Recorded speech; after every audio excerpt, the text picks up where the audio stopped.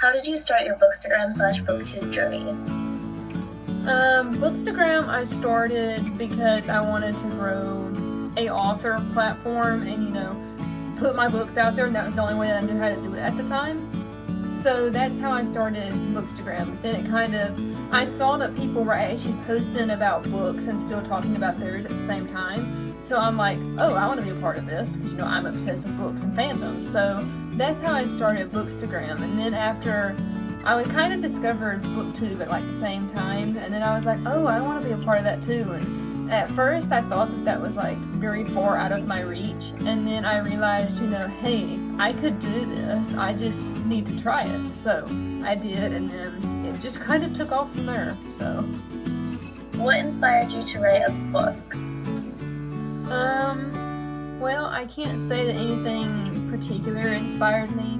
I had this friend a long time ago that I talked to, and I kind of discovered writing at a time when I was still talking to her, and I kind of wrote I'm not gonna say a fan fiction, but a role play kind of thing together, because this was years ago, and it was a role play kind of story. So we wrote that together, and then that's when I started developing the characters for my Western contemporary. I started developing the characters then, and the first character that I developed and started creating was Kate, and then later Tyler. So I was making those characters at the time, and I was telling her all about them, and she was like, oh, you should do a scene about this, and she meets Chris and this and that and the other, and I started just writing the book then. And at first I didn't know that I was going to publish. I'm like, oh, I just want to write because it's fun, I like doing this. And then, I realized, hey, I could probably get a publisher and get Tristan published, because at the time I did not know that people actually that people were actually able to indie publish. So when I found out that you could be self-published, I was like, oh, okay, I can do this. And it just kind of took off from there. One of my family members actually pushed me further to publish my first book, and that's kind of how A Christmas Extravaganza was born. So you just made me so excited to read your Western story.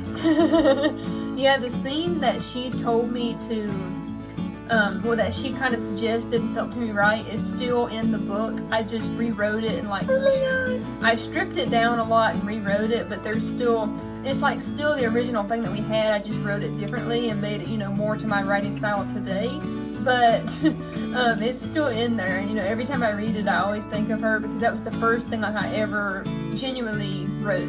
And it actually has a lot to do with the cherry blossoms that I always have throughout my profile sometimes. So I'm so excited. What are your favorite BookTuber/Bookstagram accounts? Oh my gosh. Pixie Perkins, she's one of the first people that I met on Bookstagram. Well, Authorgram too. She's one of the first people that I talked to, and she reached out to me. Melanie Clark, she was another person that I met first off. You, of course. Lana. There's this girl, I'm not sure if you know her. Her handle is Christian Books for Teens, I believe. I think it's got underscore. Oh, she followed me. Yeah, her name's Amy, and I love her. There's Connor, Catherine, Joshua. Oh, and April Wood. She is so nice to me. She gave me a shout out the other day and said that I was doing so good on my profile. I'm like, oh, I know.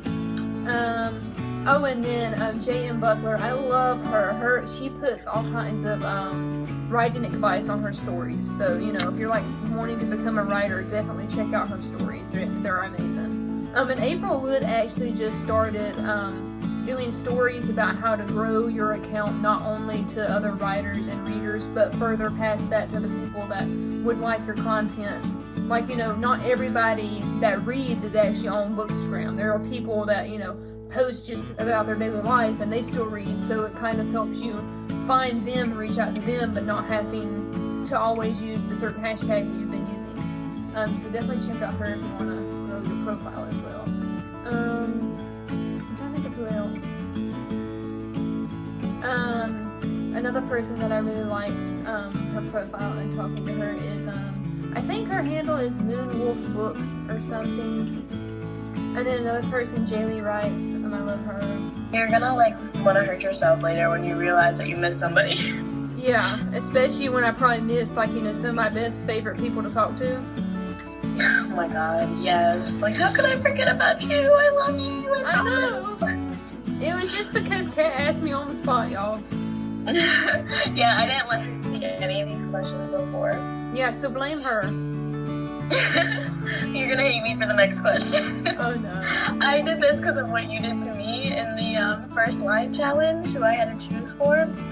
So the next question. Out of all your books, you can only choose one character to live, and the rest have tragic deaths. What character gets to live? The books that you wrote.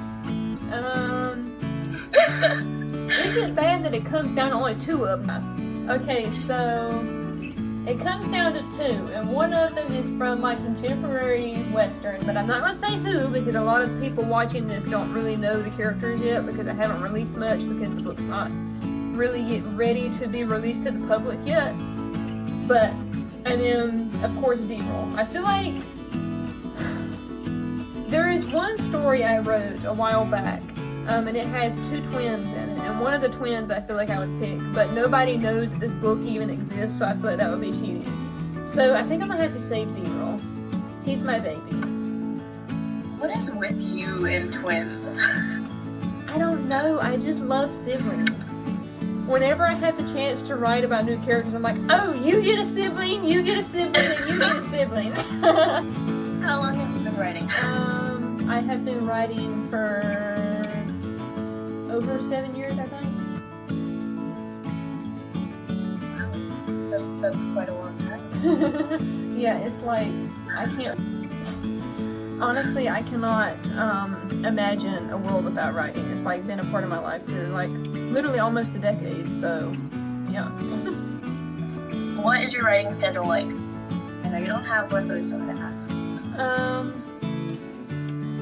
When I am on a schedule and I'm actually writing like, you know, every day consistently, my best writing time is at 5 o'clock in the morning until about 7. And those are the best times for me to write. Sometimes earlier, like 4 until 7, but it just depends.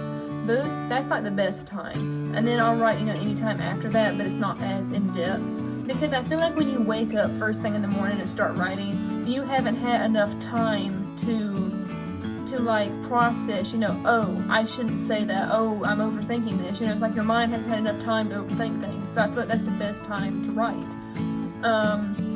But sometimes I will write before I go to bed if I have an idea, but if I don't have an idea, then I'll just like read before bed and wake up in the morning and write.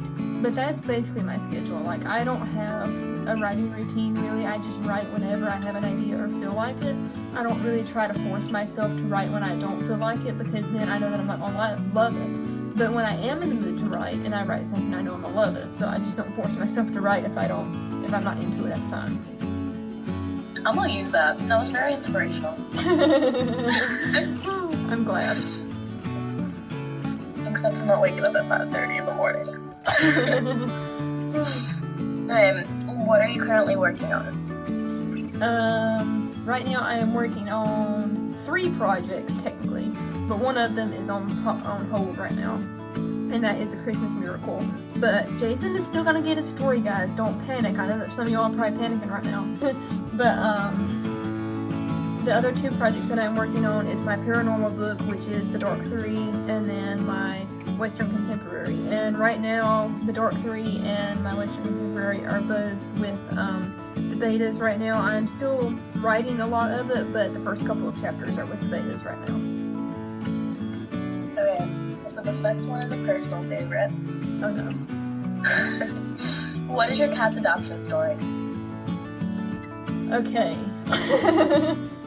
Alright, so I had a cat before this one, and she had like a lot of stuff going on. She had the best thing to do for her at the time was to put her down, and basically we weren't gonna get another animal for a little while, and then it was only like a week, and it opened up to where we could, I could get a cat that was just like her, but a little different, of course. I mean, not every cat is going to be the same, but it was still a Siamese. So we got her then, and that's basically the story. Like, it was only a week after we had to put the other cat down. So then I got her, and I love her. So. Share her name with your YouTube, since I've never heard it before on your YouTube. Her name's Kia. There we go. Good job. Okay, this is where it gets into some random questions. It's okay. Okay, favorite food, you can only choose one. Pizza. Really? Yeah. That was the most judgmental really I ever. Yeah. Well, I mean, it's like bread and sauce and cheese and toppings. Well, it's easy to make. I mean, I could also hate on burgers too, because it's just meat in a bun. Celebrity crush, you cannot say anybody from Supernatural, because I know that's immediately what you thought of. Ian Somerhalder. Oh, yeah, who is that? Is that Vampire Diaries guy? Yeah, Damon. Where do you see your booktube going in the future? I really don't know. I know where I want it to go, but I don't know if it's actually going to go there. I eventually want to be, big like, Haley and all of them, but, that is a lot to ask. But I at least want to be able to get enough subscribers to where I can be monetized one day, and, I can make a little bit of money off of YouTube. I do it because I love it, but I'm just saying I would like to be able to make a little bit of money off of it so that I can continue to, buy things to use in videos and, use all of that kind of stuff and, kind of have it pay for itself, if you get what I'm saying, be able to get all of these fun things to do these fun videos and challenges and stuff like that. Girl, you're too successful. Oh my god. Okay. If I publish a book, will you read it with 2 laughing face emojis and a little please face emoji? Of course I would. Why would I not? Because you're a terrible human. Obviously. Well, obviously I'm not a terrible human, so duh. In all caps with a lot of exclamation marks and a question mark. When are you publishing your next book? Okay, a lot of stuff has happened since the first of the year. When I went into the first of the year, on January 1st, I had so many expectations for myself. I was going to read 50 books this year. I was going to publish my 3 books that I have that I want to publish that I know of right now. And a lot of that has been postponed since all of the stuff that has happened to me has happened. So I'm probably not going to read 50 books this year, but I do still plan to get the 3 books that I want to publish published. But I had planned to get my paranormal out in March, but that probably is not going to happen now. So I hope to get my paranormal closed, if not published, by April or May. But it might be June if none of that goes as scheduled. June will be like the latest because I want to work on my contemporary and getting it finished before the end of summer, because that book takes place in the summer, so I kind of want it to come out in the summertime. So. The Supernatural book. That one's going to be first, and then I'm going to do the contemporary Western. It better be. It's going to be your best one. It better be. So demanding. Are you planning on getting any other pets? Please say yes. Honestly, I wanted a puppy. Well, I mean, a dog, but my friend had a puppy and she brought her over to the house one day, and I watched after her while she was gone over the nighttime because she had to be somewhere that night. And I watched her for that night until the morning, and my cat literally hid up under the bed and would not look at me, and it just broke my heart. So not as long as I have the cat, we're not going to get another pet. But I do want, in the future, I want to get a German Shepherd. And I would also like to have a Frenchie, but I feel like I want the German Shepherd a little more, but we'll see. But you could get your cat a cat. I don't know. I feel like she's used to being the baby child and she can't take having something younger than her. You could get your cat a fish. I want to get a black cat that's a boy and name it Sebastian. So. Oh my god. See, when I volunteered at the Humane Society, there was this black cat, and I loved him so much. I wanted to keep him. He came in like feral, and I tamed him. So like we were close, and I loved him. And like everybody, when you volunteer there, everybody has like their favorite pet. Yeah. And so his name was Sirius from Harry Potter, and I loved him. He was my favorite. Oh my god, after I left, the Humane Society the lady like emailed me, and she was like, he's doing great, he just got adopted. I cried.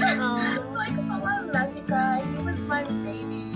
No, I would walk into the Then, I also would like to get another black cat that is a girl. And like if I was to get a boy black cat, it would be Sebastian, but if I get a girl black cat, I would want to name it Thursday Adams. Oh my god, yes. Okay, here's a question you're gonna like. How many kids do you want and genders? Okay, of course I want twins first, and if I was to have twins, I would want a boy and a girl, but I know that having twins is like, 50-50, if even that percentage is probably lower than that. But I would want a boy first, and I feel like I want about 3 to 4 kids, and I feel like I want to have boys first and then have like 1 or 2 girls. And then be the youngest. Boys first are cute because they're like protective. Yes, exactly.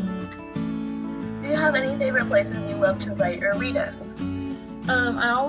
This is like probably so weird, but I bet a lot of people do it. I always like to get underneath the covers and like balled up and read that way. But you can't really read a paperback or hardcover that way, so I can only read ebooks that way.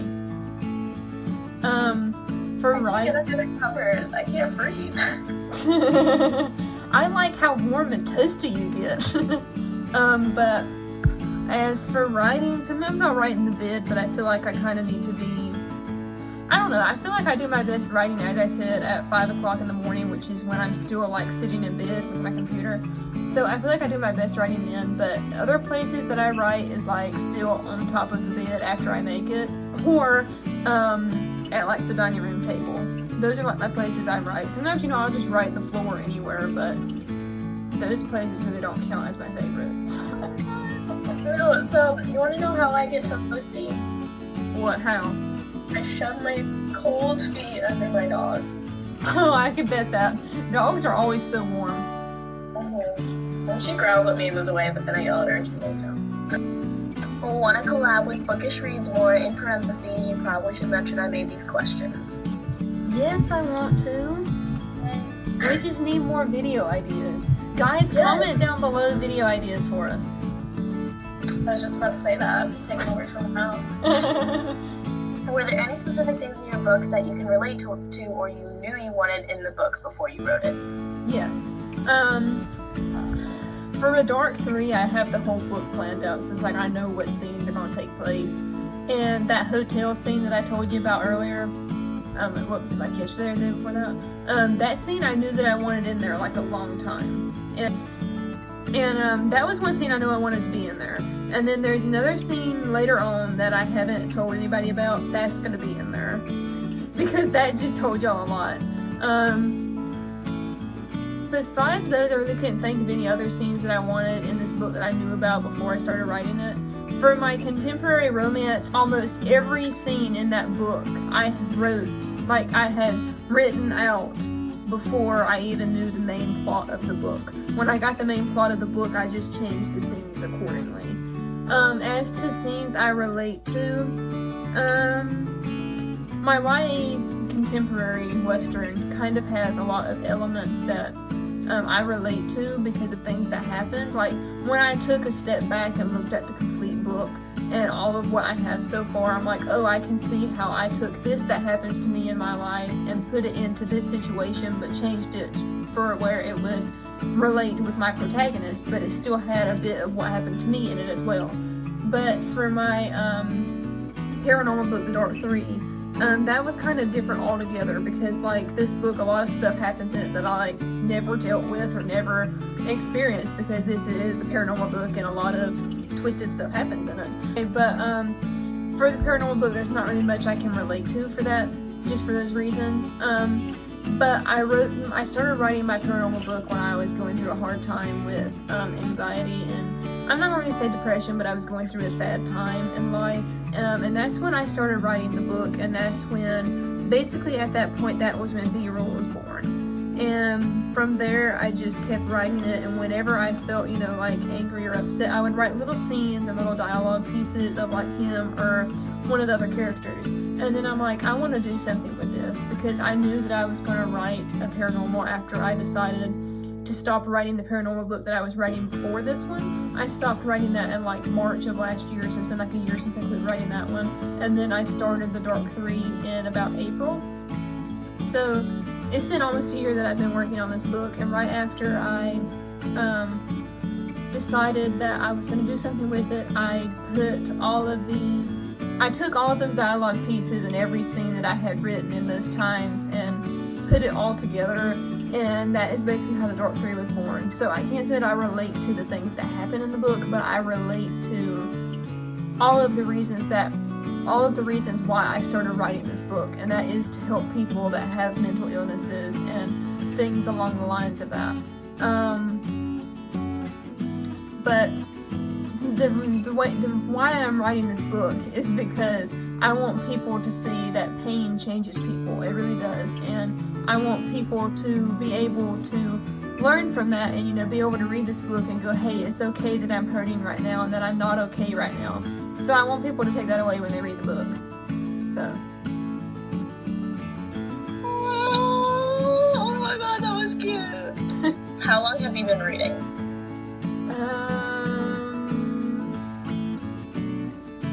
I'm trying to think about. I think I started reading about the same time I started writing, because I hated reading for so long in my life.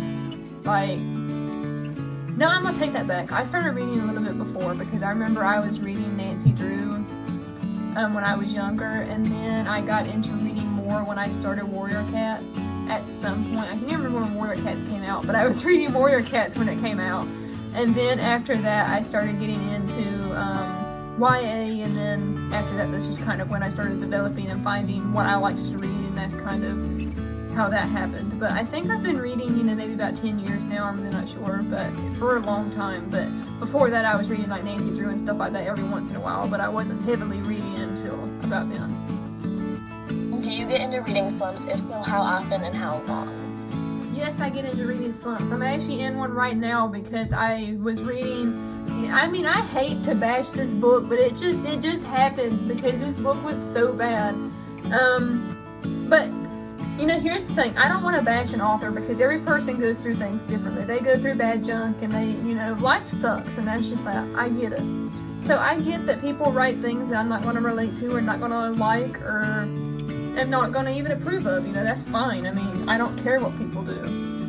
I remember what book you're talking about. Yeah. And the book that got me into my reading slump was Finding Kyler, and I'm not going to go into why. If you want to know why, this book is not terrible. It had parts in it that was good. It was just the overall content I did not approve of, but I understand that the author probably went through things that are kind of like this, so I understand. It's just I did not approve of it, and that book put me in a reading slump, and I read that back in like September, and I've been in a reading slump since then. But I am about to finish a graphic novel, so that counts for something. And counts on Goodreads, so that's what I know. What's your favorite way to read a book? Physical, paperback, hardcover, audiobook, or ebook? Honestly, I have to say my favorite way is ebook because it's so easy for me to take the book everywhere I go. Audiobook is kind of difficult because I feel like I can never have time to listen to it. I know that sounds crazy to have time to read and not have time to listen to it, but yeah. When I have a physical book, though, I like to have hardcovers because I cannot stand to sit here and worry about the spine cracking. I am like, oh god, don't crack, don't crack, don't crack. So that's why I like hardcovers better, but I always have to take the dust jacket off. Okay. When was the moment you knew you wanted to be a writer? There was a moment when I was writing my YA Western. As I said, I've been writing this book since the beginning, so I've been writing this book off and on for like 7-something years, possibly 8 years. And it was a completely different book back when I started it. Like, it was completely different. It was nothing like it is now. That was when I knew that I wanted to do something with this. But there came a time in those years that I was writing that I was thinking about, hey, I could probably do this. But there was some stuff going on at the time that made me think, okay, I'm not going to be able to do this. I'm not going to be able to publish a book because of these certain reasons of things that were going on. And that was the time when I realized if I could not become an author in life, it was going to bother me every day. And I was going to be upset that I was not able to achieve that dream and achieve that and continue publishing more books throughout my life. So at that moment and at that time when I felt that utter sadness, I knew that I wanted to be an author. And even now that I have officially achieved that dream and done it, I still know that I want to continue publishing books for as long as I live. As Stephen King said, he said that he will continue doing this until God says that he can't do it no more. Oh my god, he said that? Yes! Oh my god, that's amazing. I love him. I know. Who made the biggest impact on you in the sense of writing your books? Ooh.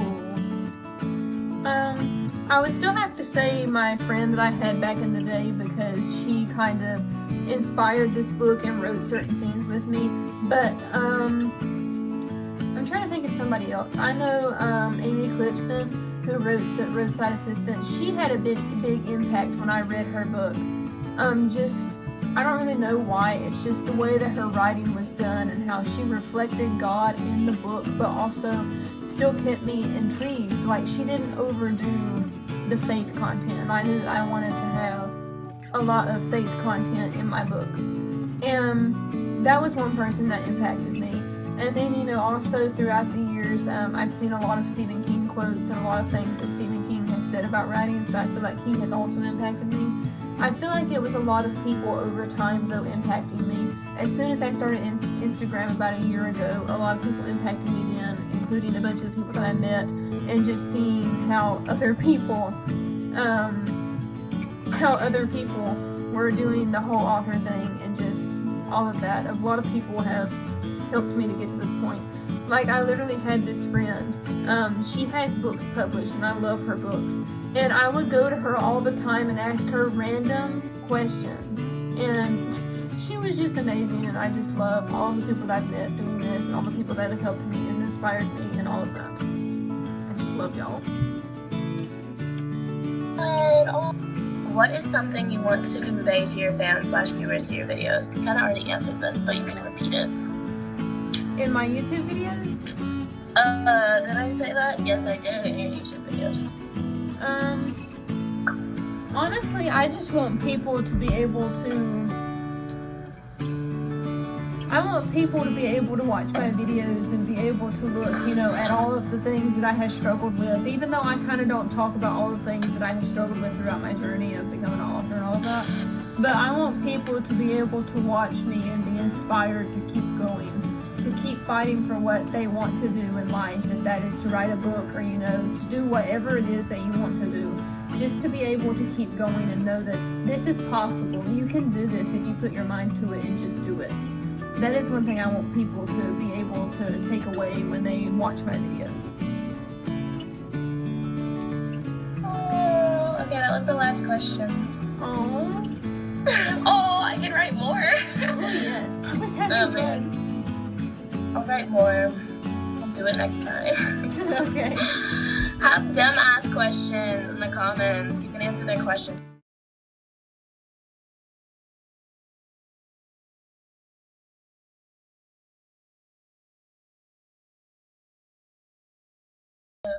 Hi, bloopers. Yes, look at you, Buzz and Cake. Buzz and Cake. Ooh, okay. I should pop up a little Buzz Lightyear on the screen. Oh my god. I'm gonna find a picture of him eating cake. I'm gonna Photoshop it. Are you gonna add this entire question in the bloopers? No, I'm gonna leave that because that was too good. Oh my god. I'm like, oh, serious? Why are you so serious? My mom wanted me to be a boy. Oh. It's fine. Me and her were like mad that I was not a boy because I want a boy for my verse. Bloopers are gonna be so entertaining. I know. Because then you get up and it's like your butt feels flat and jump. I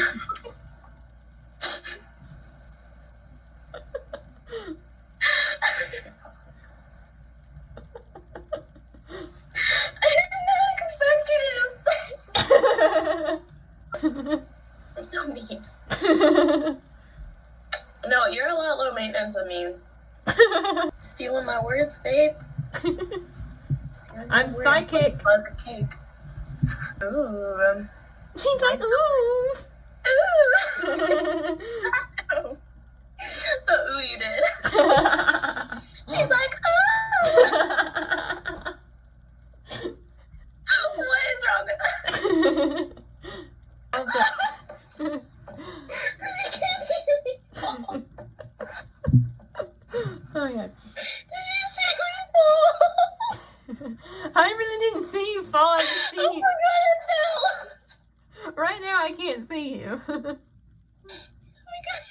You were laughing at me, silently laughing. Because you were laughing, so it made me laugh. I didn't know what we were laughing at. No, I went to come down and like balance like this, but instead